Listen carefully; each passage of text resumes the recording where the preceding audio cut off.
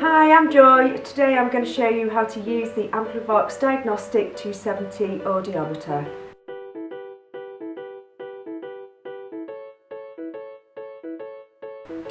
To turn the Amplivox 270 on, press the power button on the machine. If you want to switch the 270 off, press the power key again, and then it will ask you, are you sure you want to switch off?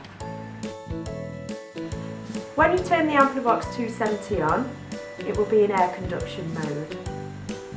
There are no hidden functions on the 270. Every function has a button.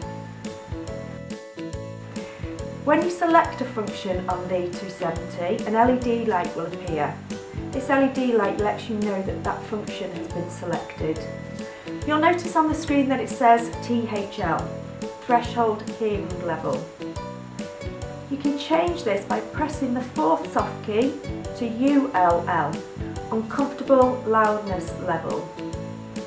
So when you turn the audiometer on, it will be set to the left ear. To change the ear to the right ear, press the right button. You want to change it back to the left ear, press the left button. To change the decibel level, use the channel 1 rotary control.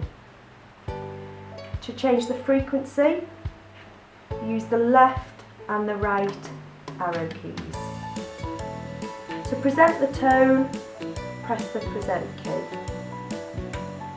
On the audiometer, you have the option to use a continuous tone. To use a continuous tone, press the reverse key. If you wish to interrupt the tone, press the present key. You also have the option to choose what type of tone you wish to use. You can use a sine tone, you can choose to use a warble tone, or you can have a pulse tone. Or you can also have a combination of pulse and warble. If you require masking, press the masking button on the audiometer. Your second channel will be turned on, and then you can control that with the rotary dial. If you want to lock the masking signal, just press the lock on the audiometer. Then when you change the decibel level, you'll notice that your masking signal stays at that locked level.